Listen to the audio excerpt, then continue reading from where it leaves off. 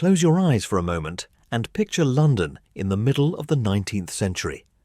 Not the postcard version with tidy streets and graceful bridges, but a city that feels like it's breathing too fast for its own body. By the late 1850s, London is the largest city on earth, swollen past 2.5 million people and still pulling more in every day. Everything moves on the surface. Every person, every cart, every horse, every barrel of goods. The streets are not just busy, they're overwhelmed. Traffic locks into knots so tight that nothing moves for hours. Horses collapse from exhaustion.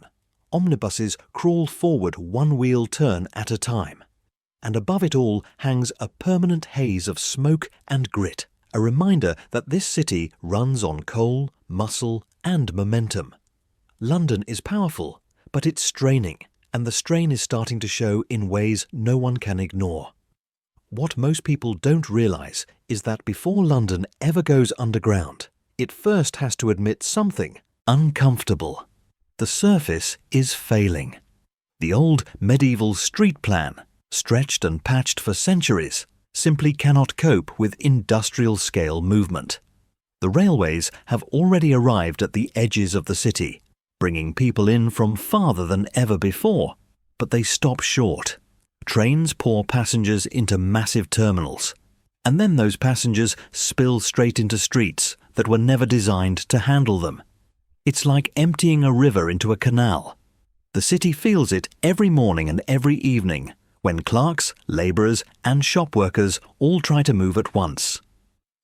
This is the pressure that gives birth to an idea that sounds almost absurd at first.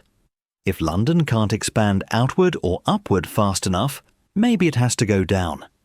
Before we go any further, if you're enjoying walking through this moment with me, hit subscribe now. This channel is about slowing history down and really living inside it, not skimming headlines. And tell me in the comments where you're listening from. I read every single one, and I love seeing how far these London stories travel. All right, let's keep going, because the leap London is about to make is one of the boldest engineering gambles of the 19th century. The idea of underground transport doesn't appear out of nowhere. Londoners are already used to tunnels, just not for passengers. Beneath the streets runs a growing web of sewers, water pipes and utility lines, many of them newly built in response to the city's public health disasters. Engineers are learning, sometimes painfully, how London's soil behaves, where clay holds firm and where water seeps through relentlessly. This matters because digging under London is never simple.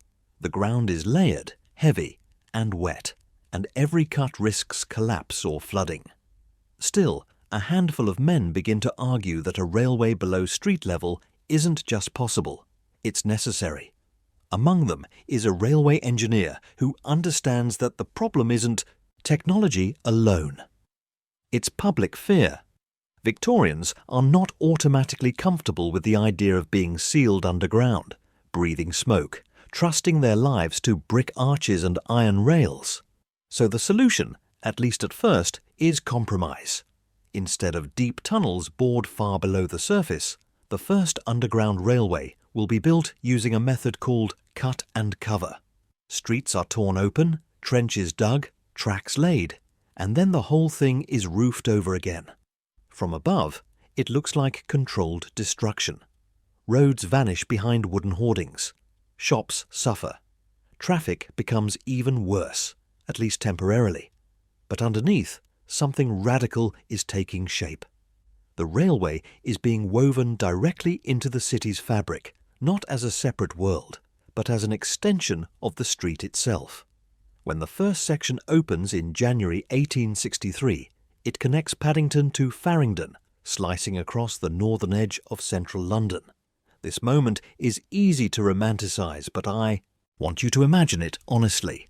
The trains are powered by steam locomotives, the same kind used above ground.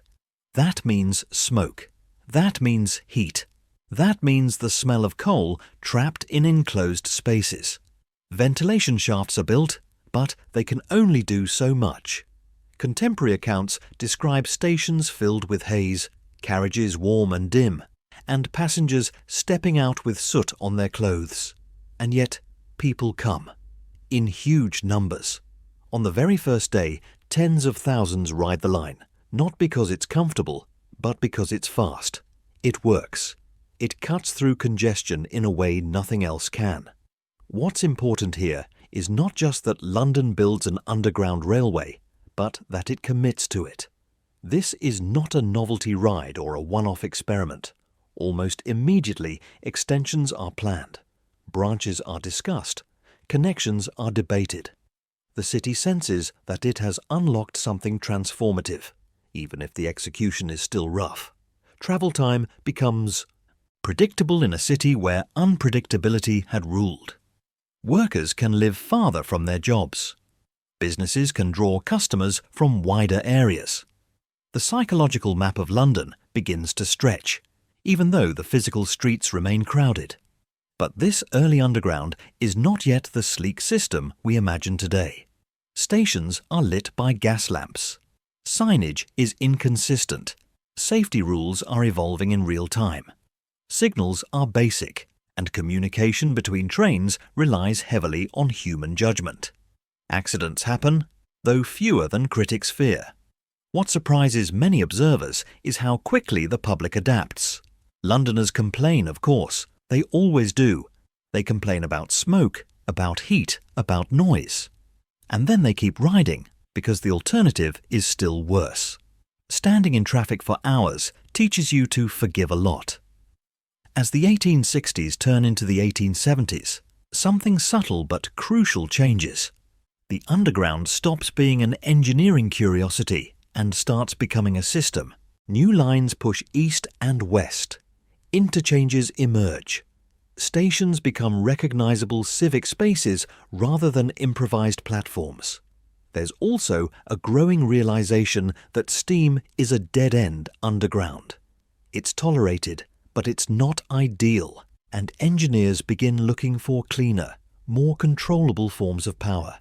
Experiments with different technologies quietly lay the groundwork for a future that most passengers can't yet imagine. At the same time, the underground is reshaping social life in ways Victorians don't fully articulate, but clearly feel. The carriages mix people who might never share a space above ground. Class distinctions don't vanish, but they blur at the edges. Clerks sit beside labourers. Respectability learns to coexist with proximity. Timetables begin to regulate daily routines more tightly. The city starts to move to a shared rhythm, measured not just by church bells or factory whistles, but by train intervals. London is learning to think of itself as a coordinated organism rather than a collection of crowded neighbourhoods. And still, the critics never fully disappear. Newspapers warn of health risks. Moralists worry about overcrowding and improper behaviour in enclosed spaces. Some doctors argue that stale air underground is dangerous, especially for women and children. These fears are not imaginary. Ventilation remains imperfect, and the science of air quality is still developing. But the pattern repeats itself again and again. Every new extension sparks alarm, and every extension fills up almost immediately. Utility wins over anxiety. Speed beats fear. By the end of the 19th century, London's underground is no longer just a response to congestion. It's a statement. It says that this city, faced with limits, will not retreat.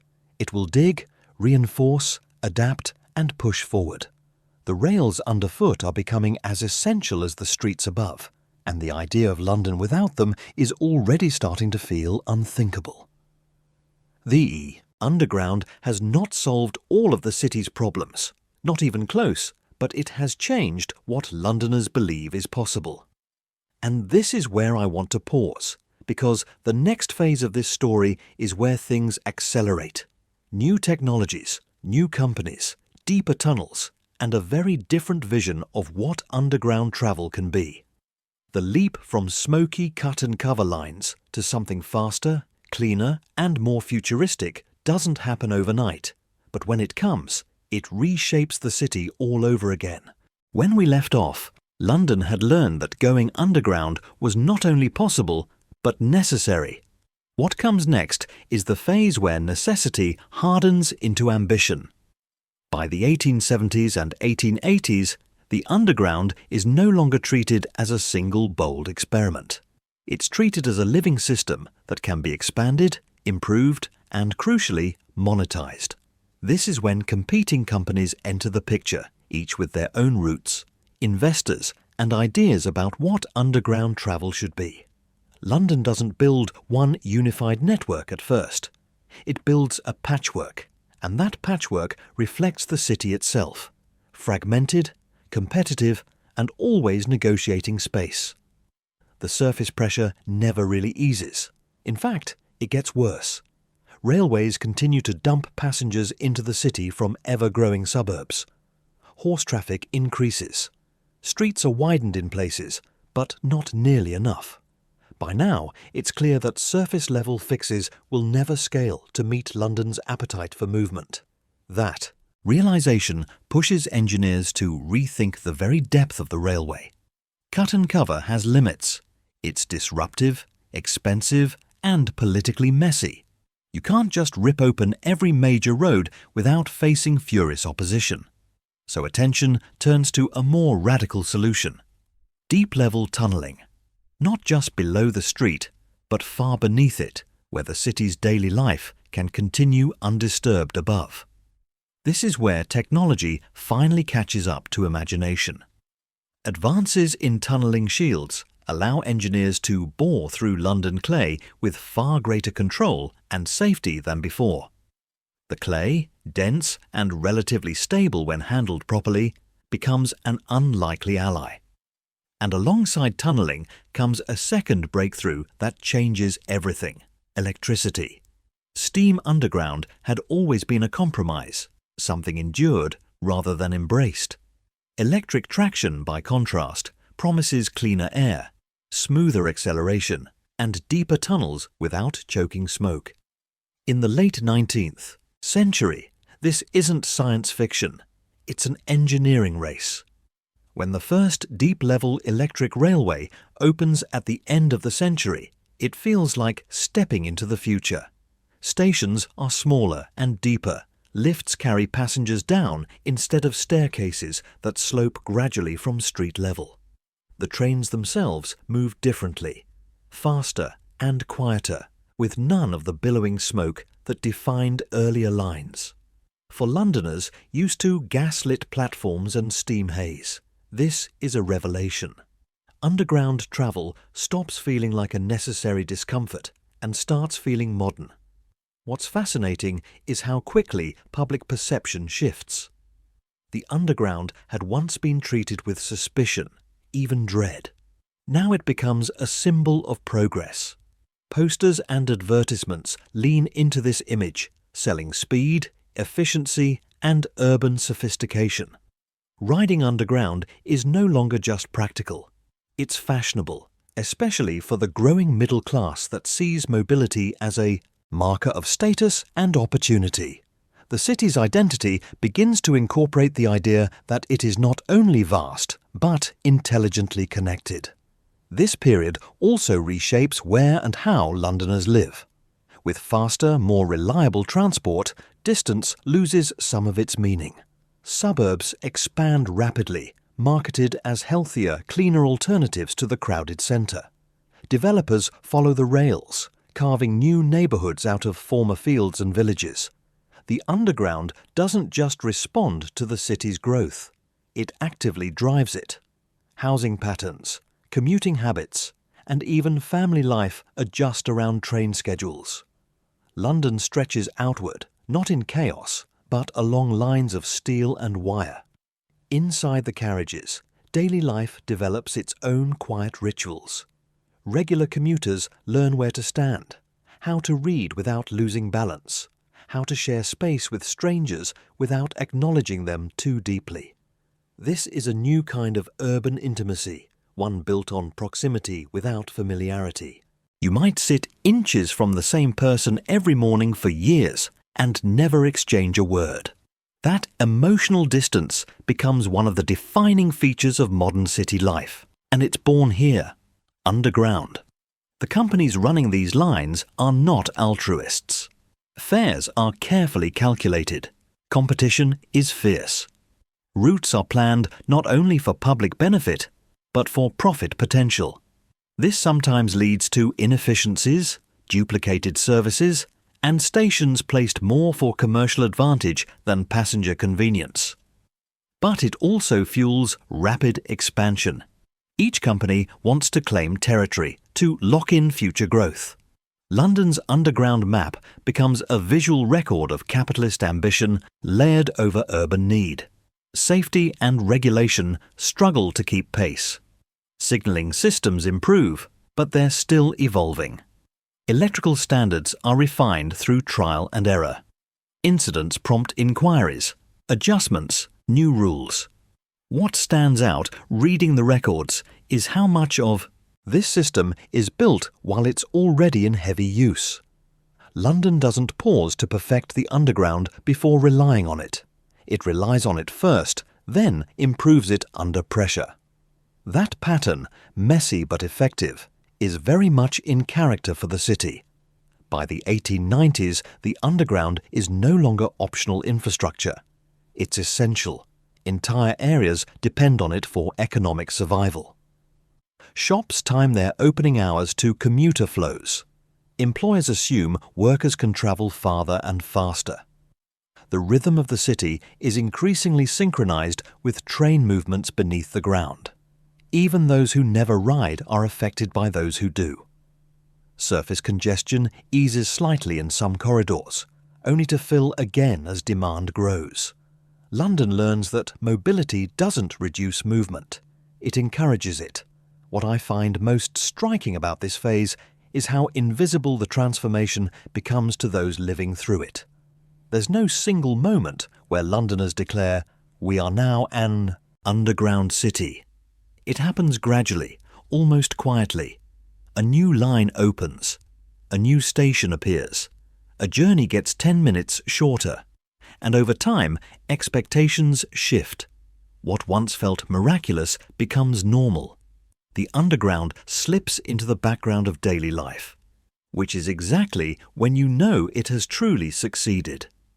And that sets us up for the final stretch of this story.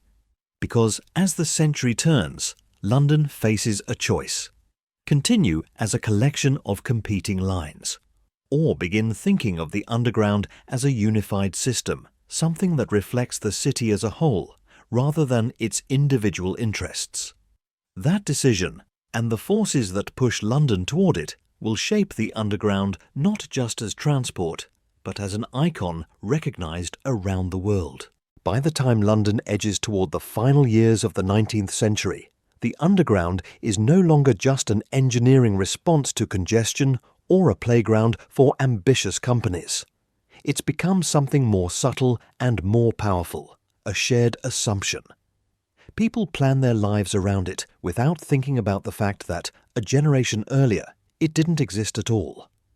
This is the moment where the underground stops feeling new and starts feeling inevitable, and that shift changes how the city understands itself.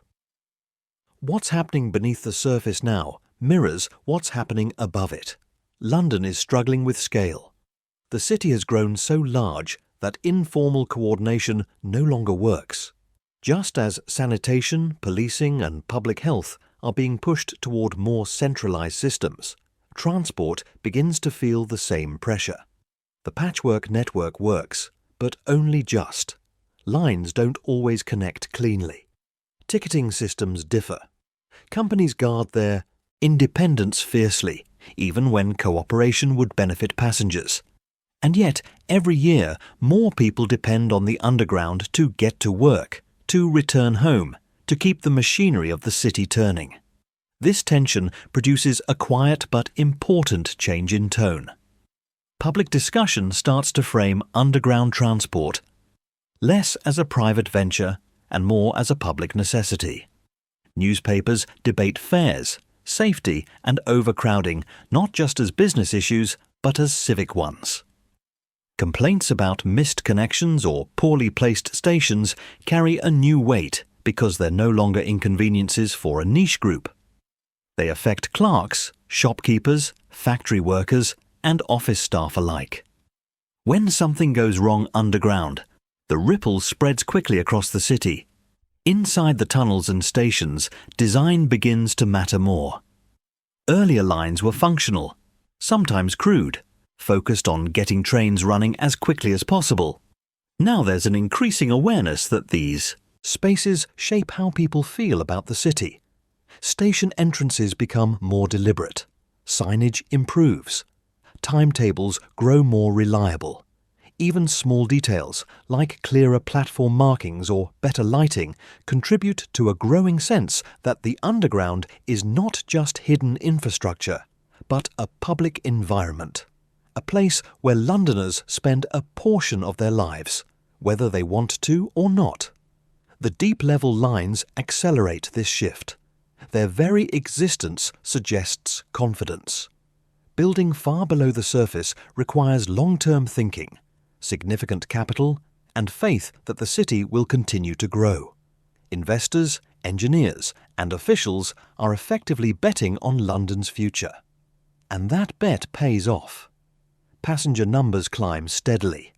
What once felt like a gamble becomes a foundation. The Underground proves that London can adapt to its own success, even if adaptation comes with disruption and risk. There's also a psychological change that's easy to miss if you focus only on maps and machinery. Londoners begin to trust the unseen. They step into lifts, descend out of daylight, and board trains without seeing the engine or the tracks ahead. That trust is built slowly, through repetition and reliability. It's a modern kind of faith, not in institutions or traditions, but in systems. If the train arrives yesterday and the day before, it will probably arrive today. That assumption underpins modern urban life, and here it's being learned one commute at a time. At the same time, the Underground sharpens social boundaries even as it blurs them. First- and second-class carriages still exist on some lines, reinforcing distinctions in comfort and cost. Peak hours become zones of tension where bodies are packed tightly and patience wears thin.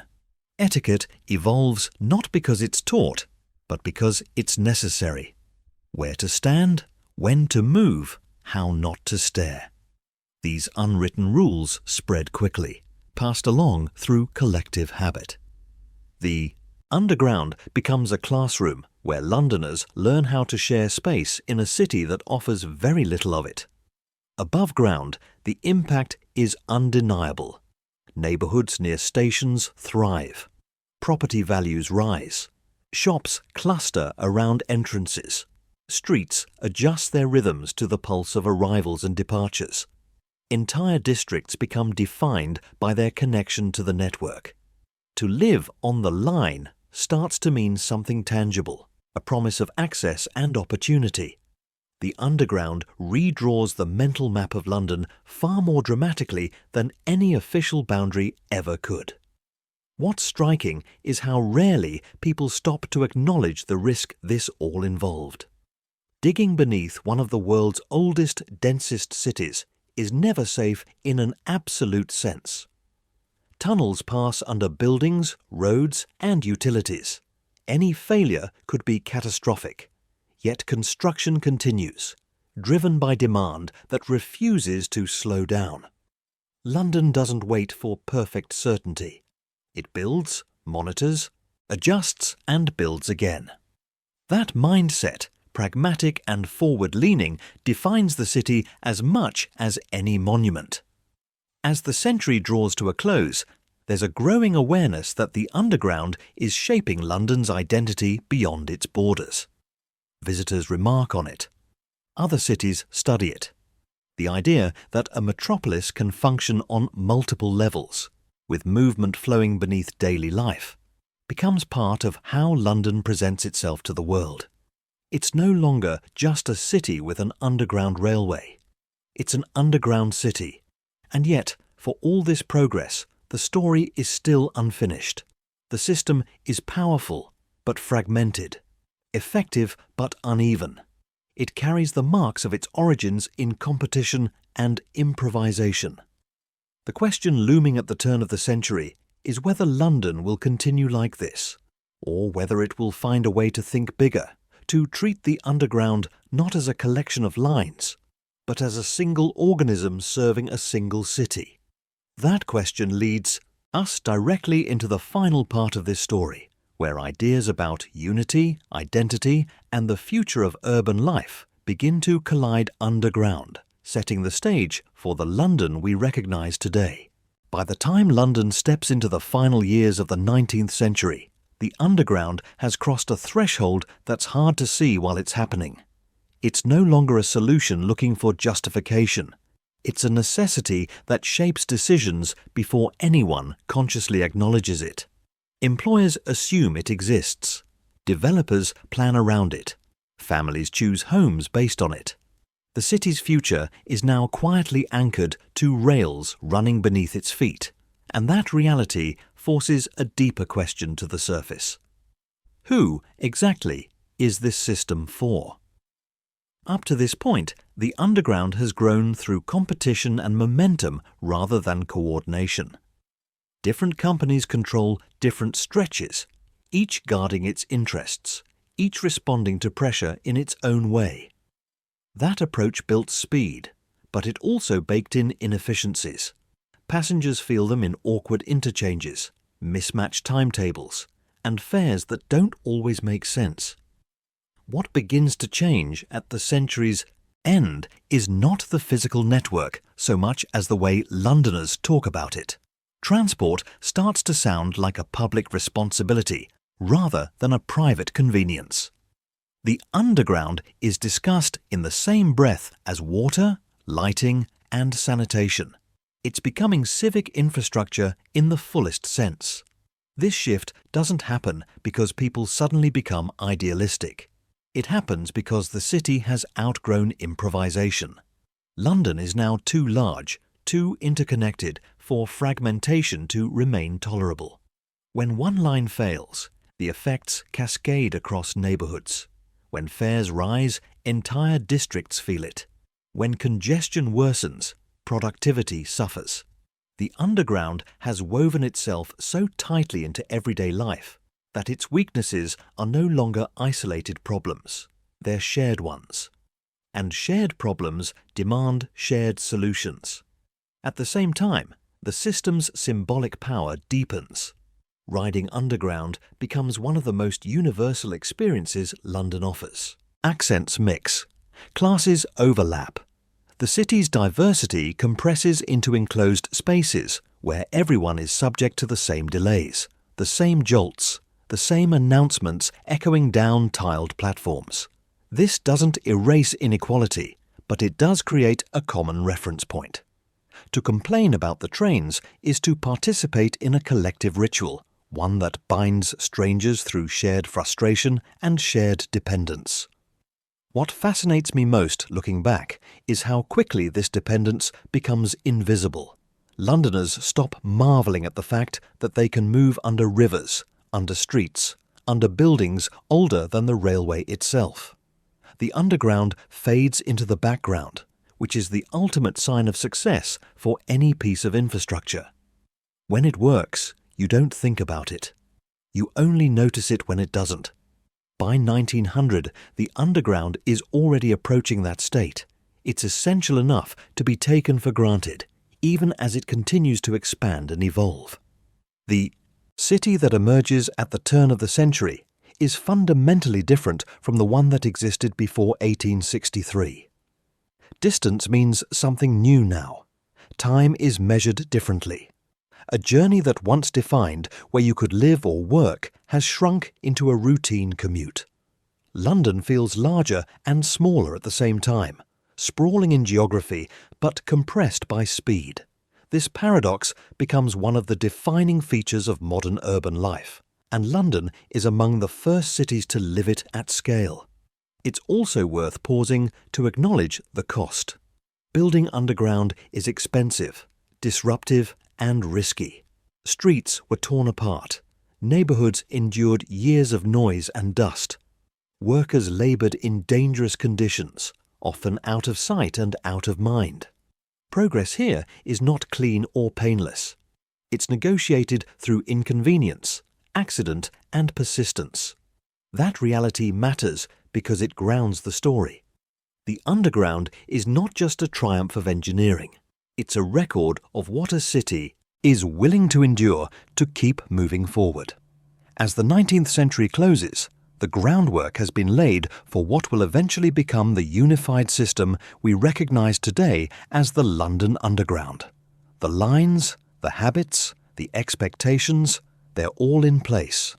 The 20th century will bring consolidation, design revolutions, iconic maps, and deeper cultural meaning.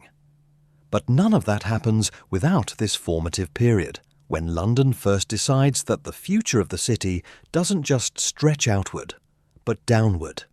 When I think about this story, what stays with me isn't just the technology, it's the mindset. Faced with overcrowding, pollution, and limits that seemed impossible to overcome, London didn't retreat. It didn't freeze. It dug. It experimented. It accepted discomfort in the present to buy possibility in the future. That instinct, imperfect and often messy, is one of the reasons this city keeps reinventing itself. If you've stayed with me through all, thank you. Truly. I build these episodes as conversations across time, and the fact that you choose to spend that time here matters more than I can easily put into words. If this story helped you see London differently, even just a little, let me know in the comments. And if you want to keep walking through the past together, whether that's deeper into London's transport, its streets, its people, or a completely different chapter of English history, stay with me. I'll be right here, and we'll keep digging.